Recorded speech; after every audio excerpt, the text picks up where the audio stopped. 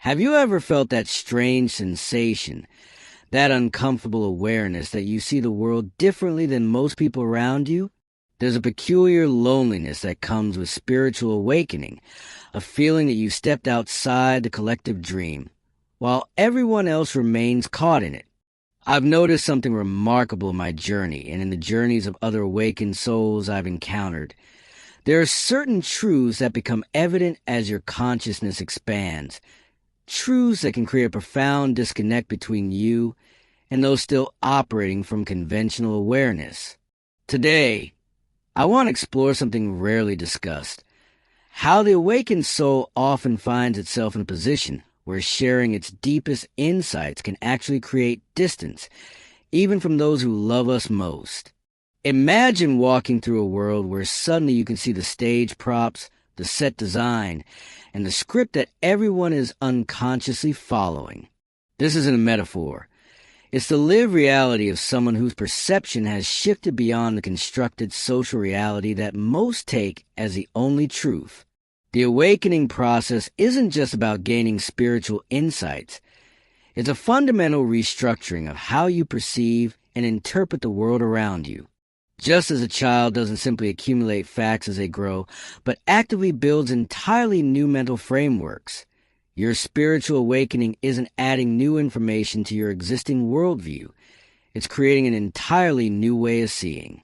When your consciousness begins to operate from this different foundation, you start recognizing patterns in human behavior, social dynamics, and emotional exchanges that remain completely invisible to others. You see the unconscious programming running people's lives, the fear-based decisions masquerading as rational choices, the emotional wounds dictating relationships while everyone involved remains unaware. This new perception can feel like both a gift and a burden, illuminating in its clarity yet isolating in its uniqueness. How do you communicate what you see when others lack the cognitive structures needed to integrate these observations? I remember the first time I tried to share one of these deeper truths with someone I deeply cared about. I watched their eyes glaze over, not with disinterest, but with a cognitive discomfort that comes when information simply cannot be assimilated into existing mental schemas. I realized, in what many awakened souls eventually discover, that there are certain truths that cannot be communicated directly without creating resistance, defensiveness, or even the severing of connection, not because these truths are inherently threatening, but because the mind can only understand what it's prepared to understand. Have you experienced this? That moment when you see something so clearly, something that would genuinely help someone you love if they could only grasp it, but your attempts to communicate it only create distance between you? If you felt this particular kind of heartache, I want you to know you're not alone in this experience. Pause for a moment and reflect on a time when this happened in your own life. When did you try to share a deeper truth with someone close to you, only to find it push them away? What was that experience like for you?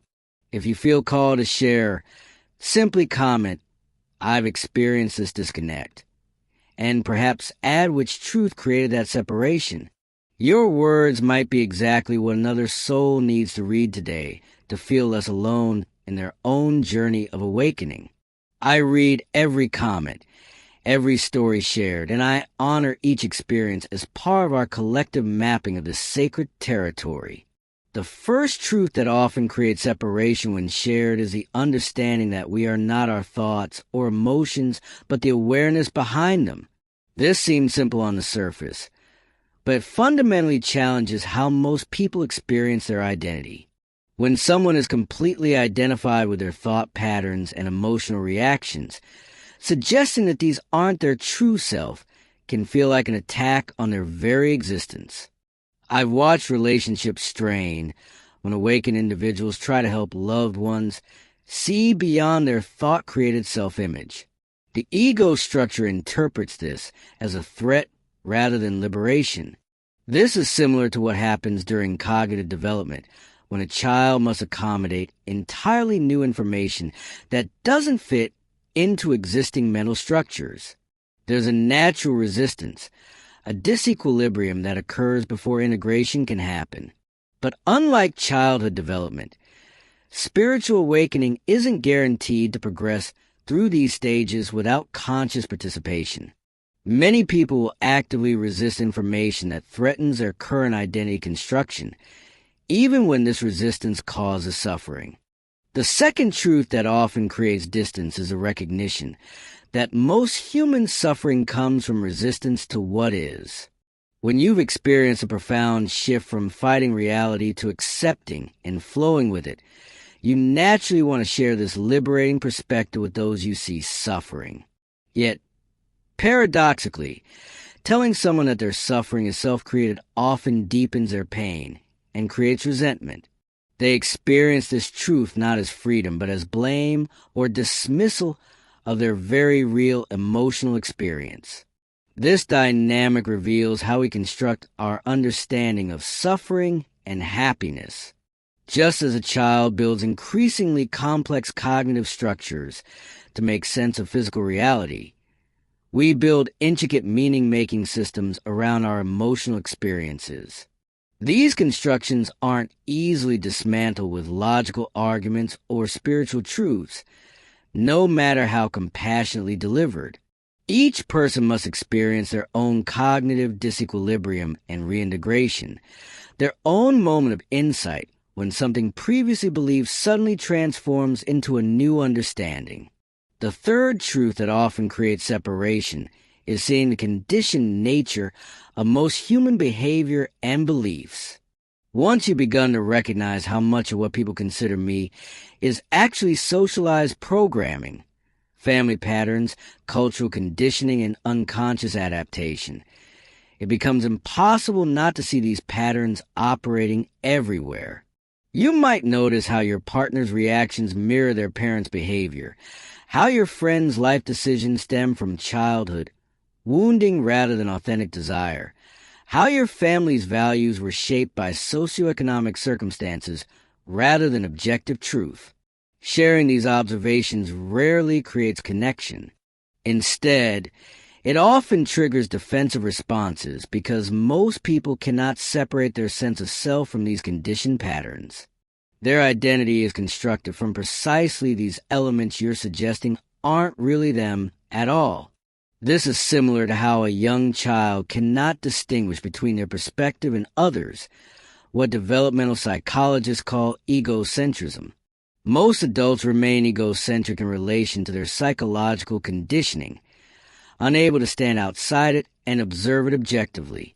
The fourth truth that creates distance is the understanding that love is not attachment, need, or emotional dependency, but something far more fundamental and less personal than what most people mean by the word.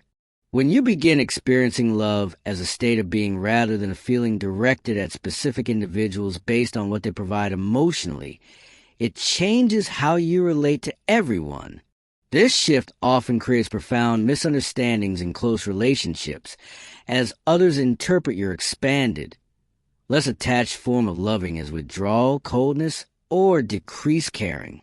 I've witnessed the confusion and hurt that arises when someone operating from awakened awareness tries to explain that they love without needing, care without attaching, remain present without becoming emotionally entangled.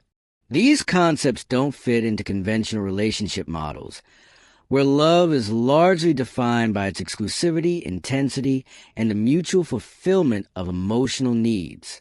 Just as children must develop new cognitive structures to understand conservation of matter, that the same amount of water exists whether poured into a tall, thin glass or a short, wide one, people must develop new structures of understanding to recognize love that doesn't match familiar patterns. The fifth truth that creates separation is perhaps the most profound.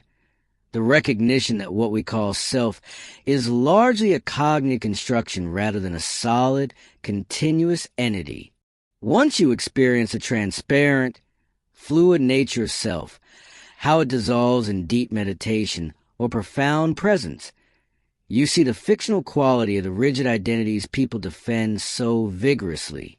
Yet sharing this insight rarely awakens others to the same liberating recognition.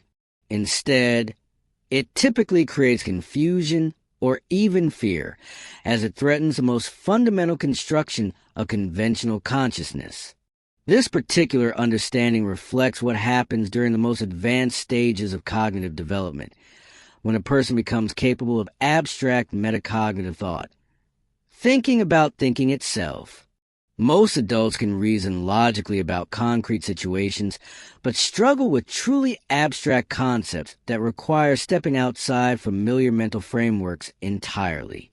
The nature of self-awareness represents just such a framework-transcending insight. These 5 truths: that we are not our thoughts, emotions, that suffering comes from resistance, that most behavior is conditioned, that love transcends attachment, and that self is a construction, form a foundation of awakened awareness. Yet sharing them directly often creates exactly what the spiritually awakened person doesn't want: separation rather than connection, confusion rather than clarity, resistance rather than receptivity. So, what are we to do with these insights? How do we navigate relationships when we perceive reality so differently from those around us?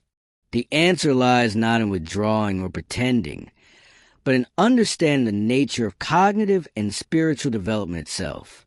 Just as a 10-year-old cannot truly explain calculus to a 5-year-old, not because the younger child isn't intelligent, but because certain developmental stages cannot be skipped, spiritual insights cannot be transmitted directly to consciousness not prepared to receive them. This doesn't mean remaining silent or inauthentic. Rather, it means communicating in ways that meet others where they are, using language analogies and approaches that can be integrated into their current understanding. It means recognizing that awakening follows a developmental sequence unique to each person, with its own timing and unfolding that cannot be forced or rushed. It means trusting the intelligence of life itself to bring each soul the experiences needed for their next stage of growth. What I found most effective is sharing not the abstract truths themselves, but embodying their effects, the presence, compassion, and acceptance that naturally flow from awakened awareness. People may not understand conceptually what you mean by "we are not our thoughts," but they can feel the difference when you respond to their emotional storm with unwavering presence rather than being triggered into your own reactivity. They may not grasp intellectually how love transcends attachment, but they can experience the freedom and safety of being loved without demands or conditions. The awakened soul learns to communicate through being rather than explaining, through creating spaces where others can have their own insights rather than delivering conclusions. This approach honors both the truth you've recognized and the unique developmental journey of each person you encounter. It allows for connection across different levels of awareness without requiring everyone to see through the same lens. What many spiritual teachings don't prepare us for is this in-between space, where we recognize certain fundamental truths, but must continue engaging with a world operating from different premises. This space can feel lonely, as if we're living between worlds, fluent in a language few around us speak. Yet this very position offers unique opportunities for growth and service. The awakened awareness within conventional life settings becomes a bridge, a translator between different modes of consciousness. Perhaps the most important understanding is that awakening itself is not a destination, but an ongoing process of increasingly refined perception and integration. Just as cognitive development doesn't end with formal operational thinking, but continues developing greater complexity and nuance, spiritual awareness continues unfolding through increasingly subtle recognitions and embodiment.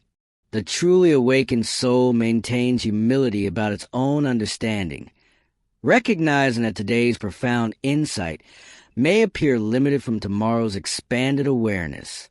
If you found resonance with what I've shared today, if these words have touched something you've experienced but perhaps couldn't articulate, consider joining our community of awakening souls. By subscribing to this channel, you're not just receiving content, but connected with others walking similar paths, navigating similar challenges, and celebrating similar breakthroughs. This space exists as a sanctuary for those who sometimes feel like strangers in a familiar world, who sense there's something more beneath the surface of conventional living. Each video is created as a stepping stone on our collective journey, illuminating different aspects of the awakening process and offering practical wisdom for integrating expanded awareness into everyday life. Your presence here matters, not as a number or metric, but as a conscious participant in this field of emerging awareness we're cultivating together. The decision to continue this exploration together is entirely yours, and whatever you choose is honored. For those who feel called to this shared journey, I'm here walking alongside you, sharing each insight and discovery as we navigate this extraordinary path of awakening consciousness together. The journey of awakening is ultimately not about separating from others or achieving some superior state. It's about removing the barriers to recognizing our fundamental connectedness, our shared essence beyond the constructed identities we typically navigate through. As we continue developing our awareness, we discover that the same consciousness looking through our eyes is looking through everyone else's as well, just through different filters, different conditioning, different stages of self-recognition. This perspective allows for a profound compassion toward all beings, regardless of their current level of awareness. We recognize that everyone is doing the best they can with their present understanding, just as we once operated from more limited perspectives ourselves. This compassion extends even to those who reject or misunderstand our awakened perceptions, recognizing their resistance not as opposition, but as a natural protective response of consciousness not yet ready to transcend its current constructions. The awakened soul learns to hold multiple truths simultaneously, honoring the absolute truth of our unified nature while respecting the relative truth of our diverse stages of development, remaining authentic to expanded awareness while communicating in ways others can receive, maintaining connection with conventional consciousness while not becoming limited by its perspective. This flexibility of awareness itself represents a higher stage of development, what might be called transconventional consciousness, the ability to move fluidly between different modes of perception without becoming rigidly identified with any single framework. As we develop this capacity, we discover that the apparent separation between awakened and conventional awareness begins to dissolve. We see how all stages of consciousness serve their purpose, how each limitation contains precisely the friction needed to catalyze the next expansion. We recognize that the very disconnection that initially feels so painful actually serves as the doorway to more inclusive, compassionate understanding. What once seemed like obstacles become recognized as essential aspects of the path itself. Perhaps this is the ultimate wisdom of the awakened soul navigating human relationships, learning to love the entire spectrum of consciousness in all its expressions, without needing everyone to see what we see or know what we know. This doesn't mean withholding truth when it might be received, but offering it as a gift rather than a correction, an invitation rather than a requirement. It means trusting each person's inherent wisdom to recognize truth when they're ready for it, just as we recognize it when we were ready. In this light, the 5 truths that initially create separation ultimately reveal something far more valuable: the perfect unfolding of consciousness itself through all its apparent stages and limitations. By honoring this process in ourselves and others, we participate consciously in the greatest development possible, the evolution of awareness recognizing itself in all its manifestations, from the most contracted to the most expanded, from the most forgotten to the most remembered, from the most asleep to the most awake. This recognition brings a peace that transcends both connection and separation, both understanding and misunderstanding. It allows us to remain truly ourselves while allowing everyone else to be truly themselves, creating relationships based not on shared beliefs or matched perceptions, but on mutual respect for each unique expression of the same fundamental awareness. In this space, the awakened soul finds not just acceptance, but celebration of the extraordinary diversity through which consciousness explores its own nature, including those expressions still veiled in forgetting. And so we continue, neither hiding our truth nor imposing it, neither compromising our awareness nor expecting others to match it. We learn to dance between worlds of increasing grace, to speak multiple languages of consciousness with increasing fluency, to build bridges rather than boundaries. This is not always easy, but it is always worthwhile.